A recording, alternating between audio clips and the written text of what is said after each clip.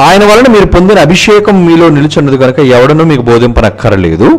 ఆయన ఇచ్చిన అభిషేకము సత్యమే గాని అబద్ధము కాదు. ఇది అన్నిటినీ గూర్చి మీకు బోధించుచున్న ప్రకారము ఆయన మీకు బోధించిన ప్రకారముగా ఆయనలో మీరు నిలుచున్నారు. ఓకే, ఇది ఆ మాట. నా ప్రశ్న, అభిషేకము పొందిన వారికి ఎవరూ బోధించవలసిన అవసరం లేదు అని యోహాను గారు అన్నారు. ఆ అభిషేకము ఏమిటన్నయ్యా? బాప్తిస్మమే అభిషేకమా అన్నయ్య? అలాగైతే క్రైస్తవులకు ఏ బోధకుడు బోధించిన అవసరం ఉండకూడదు కదా. 1 యోహాను పత్రిక 2వ అధ్యాయము 27వ వచనం. ఆయన వలన మీరు పొందిన ఒక అభిషేకం మీరు పొందారట, మీలో నిలుచుచున్నది గనుక ఎవడునో మీకు బోధింపనక్కరలేదు. ఇక్కడ చెబుతున్నాడు చూడండి, సమాధానం అందులోనే ఉంది. ఆయన ఇచ్చిన అభిషేకం సత్యమే గాని అబద్ధం కాదు అంటున్నాడు. అంటే ఆయన ఇచ్చిన అభిషేకం ఏంటి? సత్యాన్ని ఇచ్చాడట. ఇంతకీ సత్యం అంటే ఏంటి? యోహాను సువార్త 17వ అధ్యాయం 17వ వచనం. సత్యము అనగా, యోహాను సువార్త 17వ అధ్యాయము 17వ వచనంలో యోహాను గారు ఏమంటున్నారు చూడండి, సత్యమందు వారిని ప్రతిష్ఠించుము, నీ వాక్యమే సత్యము. ఏనా? అంటే వాక్యమే సత్యమా? వాక్యమే సత్యమా? అవును. అంటే ఇప్పుడు దేవుడు అంటే వాక్యము సత్యమైనప్పుడు, సత్యం అంటే వాక్యం అర్థం చేసుకోండి. ఇప్పుడు చదవండి 1 యోహాను పత్రిక 2:27లోని. అయితే ఆయన వలన మీరు పొందిన అభిషేకం, అభిషేకం అంటే దేవుడు ఏదో మనల్ని దేనితోనో అభిషేకించాడట, మనల్ని నింపాడట. ఏంటది? అది మీలో నిలుచుచున్నది కనుక ఎవరో మీకు బోధించవలసిన అవసరం లేదు. ఇంతకీ మీకు ఆయన ఇచ్చిన అభిషేకము సత్యమే గాని అబద్ధము కాదు. అది అన్నిటిని గూర్చి మీకు బోధించుచున్న ప్రకారముగాను ఆయన మీకు బోధించిన ప్రకారముగాను ఆయనలో మీరు నిలుచుచున్నారు. అంటే ఇప్పుడు మనం అందరం పొందిన అభిషేకం ఏమనుకుంటున్నారు? ఈ 66 పుస్తకాల వాక్యమేనర్రా. మనకి దేవుడు సత్యముగా మనల్ని ఆ సత్యముతో అభిషేకించాడు. సత్యమందు వారిని ప్రతిష్ఠించుము అంటాడు చూడండి. ఆ ముందు మాట యోహాను సువార్త 17:17లో రెండో మాట చదవండి, ముందు మాట చదవండి. సత్యమందు వారిని ప్రతిష్ఠించుము, నీ వాక్యమే సత్యము అంటున్నాడు. అంటే ఈరోజు మనం అంతా కూడా సత్యములో ప్రతిష్ఠించబడ్డాం. మరి సత్యములో ప్రతిష్ఠించబడినప్పుడు మరలా మనకి ఇంకెవరు బోధించాలి? అంటే మనకు అభిషేకం వాక్యముతో దేవుడు అభిషేకం చేశాడు. పరిశుద్ధాత్మ కాదు నాన్న. ఇక్కడ పరిశుద్ధాత్మ దేవుడు సంచకరువుగా మనిషిలో ఉండేది, బాప్తిసం పొందిన వారికి వచ్చేది.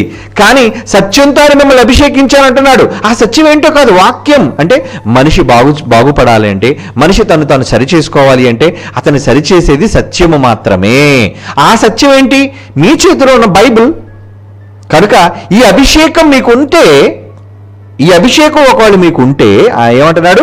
మీలో నిలుచుచున్నది కనుక ఎవడనూ మీకు బోధింపనక్కరలేదు. అంటే సత్యం మీకు అర్థమైతే ఎవడో మీకు ప్రత్యేకంగా చెప్పవలసిన అవసరత లేదు. మరి ఇప్పుడు బయట మనం ప్రకటిస్తున్నామంటే ఏంటి? సత్యాన్ని. వాళ్ళకి అభిషేకం లేదు, వాళ్ళకి అభిషేకం లేదండి. ఎందుకంటే సత్యాన్ని గూర్చిన అవగాహన వాళ్ళు లేదు. సత్యమందు వారు ప్రతిష్ఠించబడలేదు. ఈరోజు ప్రపంచంలో ఎన్నో డినామినేషన్లు ఉన్నాయర్రా. ఈరోజు ప్రపంచంలో ఎన్నో కల్పితమైన బోధలు ఉన్నాయర్రా, ఎన్నో వక్ర మార్గాలు ఉన్నాయర్రా క్రైస్తవ్యంలోనే. మరి ఇదంతా ఎందుకు జరుగుతుంది? సత్యమందు ప్రతిష్టం వారికి జరగలేదు. అంటే ఏది సత్యమో అనేది తెలియక అబద్ధంలో జీవిస్తున్నారు వాళ్ళంతా. ఈరోజు స్వస్థతలని, దర్శనాలని, రకరకాల ఏమంటారు బైబిల్కి విరుద్ధమైన భిన్నమైన పనులన్నిటిలో ప్రపంచ క్రైస్తవ్యం మునిగిపోయింది. అవునా కాదా? అంటే వాళ్ళకి సత్యం లేదు. మరి ఇప్పుడు సత్యం చెప్పాలో వద్దా చెప్పండి? వాళ్ళు సత్యమందు ప్రతిష్ఠించబడలేదు, సత్యమైన అభిషేకాన్ని వాళ్ళు పొందలేదు. కనుక ఇప్పుడు మనం ఏం చేస్తున్నాం? సత్యమందు ప్రతిష్ఠింపబడిన వారికి బోధించిన అవసరం లేదు. మరి సత్యమందు ప్రతిష్ఠింపబడని వారికి మనం బోధించాలి, చెప్పాలి. అందుకే చెప్తున్నావు నాన్న, ఈరోజు ఈ అభిషేకం జరుగుతుంది మీకు. ఈరోజు నేను చేస్తున్నది ఏంటి? వాక్యాభిషేకం. వాక్యంతో మిమ్మల్ని అందరినీ అభిషేకిస్తున్నాను. అంటే ఎన్నో సంగతులు ప్రతి బుధవారం, ప్రతి శనివారం, ప్రతి ఆదివారం ఎన్నో విషయాలు ఎందరి ద్వారా మీరు తెలుసుకుంటున్నారు. ఈ తెలుసుకుంటున్న విషయాలన్నీ కూడా మీకు అభిషేకంగా మీ మీద నుంచి మీ శరీరంలో నిండిపోతున్నాయి అవన్నీ. కనుక ఇప్పుడు మీరు మేల్కొల్పు పొందుతున్నారంటే ఎన్నో విషయాలు మీరు నేర్చుకుంటున్నారు.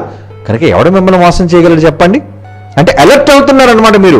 ఈ అభిషేకం ఉంటే ఎవడు మిమ్మల్ని మోసగించలేడు, ఎవడు మిమ్మల్ని మాయ చేయలేడు. కనుక ఆ మాయలోని మీరు జారిపోకుండా ఉండాలి అంటే ఇదిగో ఇలాంటి విషయాలన్నీ మీరు తెలుసుకోవాలి. ఏమండి? ఇలా కొంతమంది వాళ్ళ మనస్సులోని సందేహాలు వాళ్ళు బయటపెడుతున్నారు. ఏమని?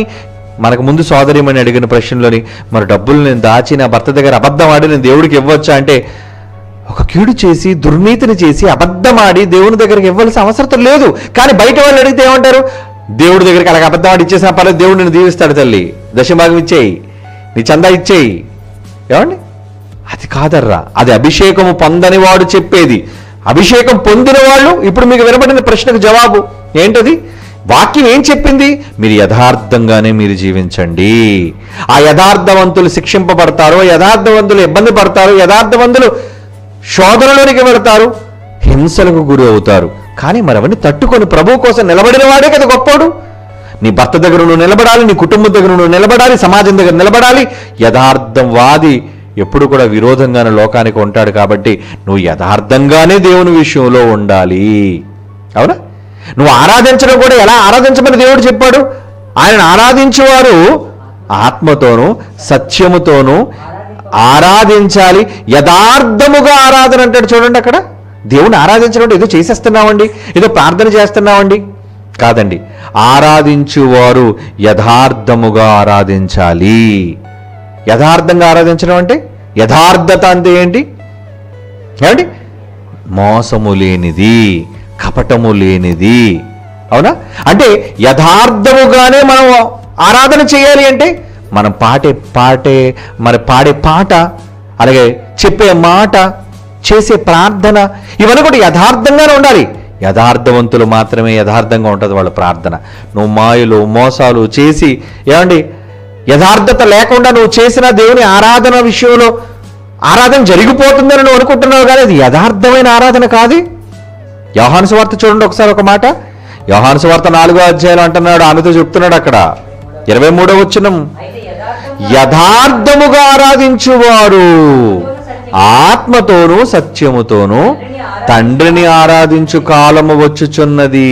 అంటే తన్ను ఆరాధించువారు అట్టివారు కావాలి. అట్టివారు అంటే యథార్థంగా ఆరాధించేవాళ్ళు. నువ్వు ఎన్ని తప్పులను చేసి వచ్చే నీకోసం ప్రార్థన చేస్తాను, ఏమండి, ఎన్ని దోషాలను చేసి డబ్బులు మాత్రం నువ్వు కానుక రూపంలో ఇచ్చేయి, ఇది పవిత్రపరిచి దేవుడికి ఇచ్చేస్తాను నేను కాదండి. యథార్థత కాదది. నీ సంపాదన యథార్థవంతమైనదై ఉండాలి. నువ్వు ఇచ్చే మనసు యథార్థమైన మనసై ఉండాలి. వీటన్నిటిలో యథార్థత దేవుడు చూస్తాడండి. వీడు యథార్థత లేకుండా నేను దేవుడు ఆరాధన చేసేస్తున్నానండి, ఇచ్చేస్తున్నానండి అంటే, తన్ను ఆరాధించువారు ఎట్టివారు కావాలంటున్నాడు? అట్టివారు. అట్టివారంటే పైన చెప్పిన వాళ్ళు. అంటే తను ఆరాధించేవారు యథార్థముగా ఆరాధించాలి. మరి నీ భర్త దగ్గర నీకు యథార్థత లేదు, నీ కుటుంబం దగ్గర నీకు యథార్థత లేదు, అన్ని మాయ మాటలు, అన్ని అబద్ధాలు, అన్ని మోసాలు. మరి అక్కడ యథార్థత లేని దానవు, లేని వాడవు దేవుని దగ్గర నువ్వు వెళ్ళి యథార్థంగా ఎలా ఆరాధిస్తావు? యథార్థంగా ఉండాలి. ఆ యథార్థంగా ఉండినందుకు అవమానాలు ఉంటాయి, యథార్థంగా ఉన్నందుకు కష్టాలు ఉంటాయి, యథార్థంగా ఉన్నందుకు హింసలు ఉంటాయి. మరి అవన్నీ దేవుని కోసం, అంటే దేవుని దగ్గర యథార్థంగా ఉండటం కోసం వీటన్నిటిని నువ్వు అనుభవించక తప్పదు, వీటన్నిటిని ఎదుర్కోక తప్పదు. అప్పటికే దేవుని నువ్వు యథార్థవంతుడివి, నువ్వు యథార్థవంతుడు అని దేవుడిని ఒప్పుకోవాలి అంటే నువ్వు చేసే ఆరాధన, నువ్వు ఇచ్చే అర్పణ కూడా యథార్థమైనదై ఉండాలి. అది సత్యం. కాబట్టి ఈరోజు మనం అభిషేకం అంటే వాక్యము ద్వారా అభిషేకం పొందిన వాళ్ళం కనుక, ఓహో ఇది చేయకూడదన్నమాట అనే విషయం మీకు తెలిసింది లేదా? ఏదైనా చేసి దేవుడికి ఇచ్చేయచ్చు అంటే అబద్ధం ఆడైనా పర్లేదంటే అబద్ధమే కదా, చిన్నదే అని మనం అనుకుంటున్నాం. కానీ అబద్ధంతో ఇచ్చిన దాన్ని దేవుడు ఎలా అర్పణగా స్వీకరిస్తారో చెప్పండి? అందులో లోపం ఉంది. నువ్వు తెచ్చిన అర్పణలో లోపం ఉంది, అబద్ధం అనే లోపం ఉంది, మోసం చేసే లోపం ఉంది, మాయ చేసిన లోపం ఉంది. ఈ లోపభూయిష్టమైన వాటిని దేవుడు అర్పణగా ఎలా స్వీకరిస్తాడు? యథార్థత లేదు నీ మనస్సులో.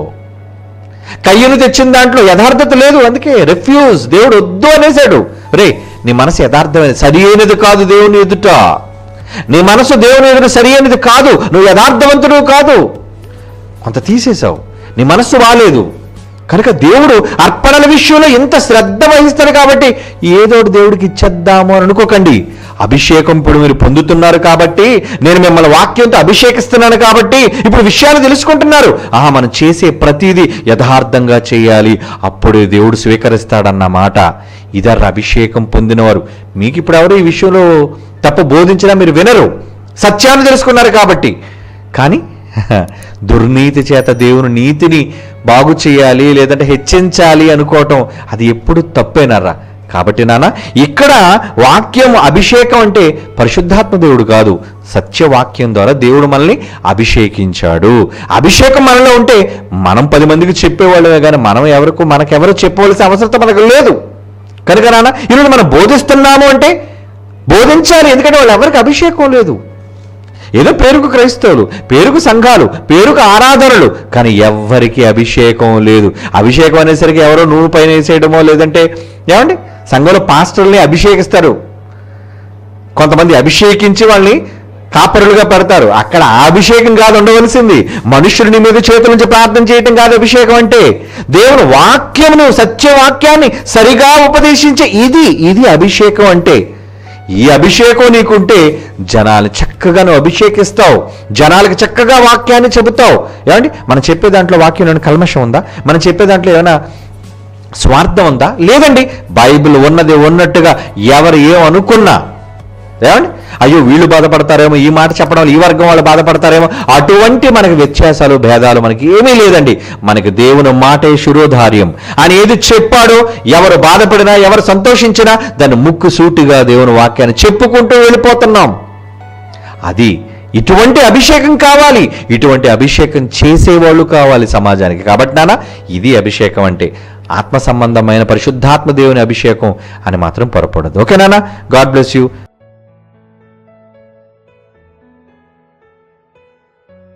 దేవుని గూర్చి చెప్పిన దేవుడే తన కొరకు ఆనాడు చెప్పాడు యేసే గదా, తన కొరకు ప్రతిరోజు చెప్పాలి నీవే గదా. తన కొరకు నువ్వు చెబితే దైవానివే, తన గూర్చి నువ్వు చెబితే దైవానివే. నీ కొరకు చూశాడు ఆ దేవుడే, నీ కొరకు చూశాడు ఆ దేవుడే, నీ కోసమే